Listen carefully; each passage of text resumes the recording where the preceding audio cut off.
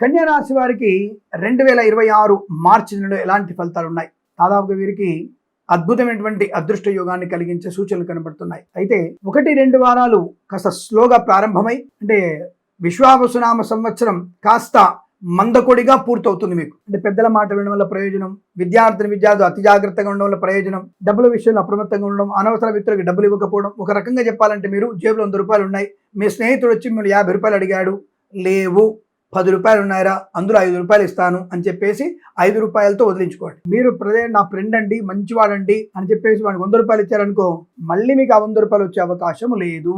కృష్ణార్పణం అనుకోవాల్సిందే. కాబట్టి తన్ను మాలిన ధర్మం పనికిరాదన్న విషయాన్ని గమనించండి.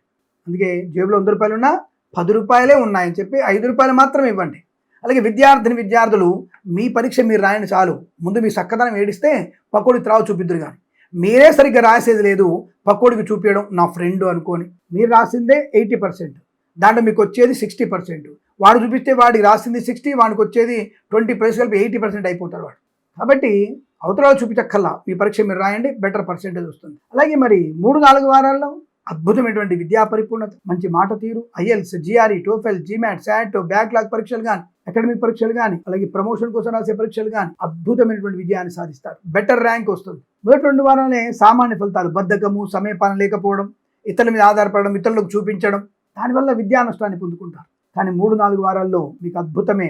అసలు హయగ్రీవుడు ఆ యొక్క అమ్మవారు మీ మైండ్లో ఉంటారేమో, అటువంటి పరీక్షా ఫలితాలు మీ సొంతం. విజయం ఖాయం, అద్భుతమైన విజయం ఖాయం. రాజకీయ నాయకులు కూడా అంతే. తప్పకుండా 4 వారాల్లో కూడా మీకు శుభయోగాన్ని, ఆనందయోగాన్ని, నియోజకవర్గంలో పేరు ప్రతిష్ఠ తీసుకొచ్చే అవకాశాలు, మంచి పదవి రావచ్చు. వాహన యోగం ఉంటుంది. డ్రైవర్లకి, పెయింటర్లకి ఇలాంటి లాభాలు.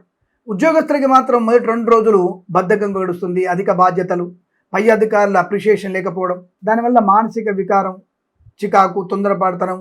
ఏంటి నన్ను అప్రిషియేట్ చేయలేదు ఆయన, ఇంత కష్టపడ్డా నేను. పర్వాలేదు, 2 వారాలు కష్టపడండి. 3వ వారంలో, 4వ వారంలో ప్రమోషన్లో ఫస్ట్ పేరు మీదే ఉంటుంది.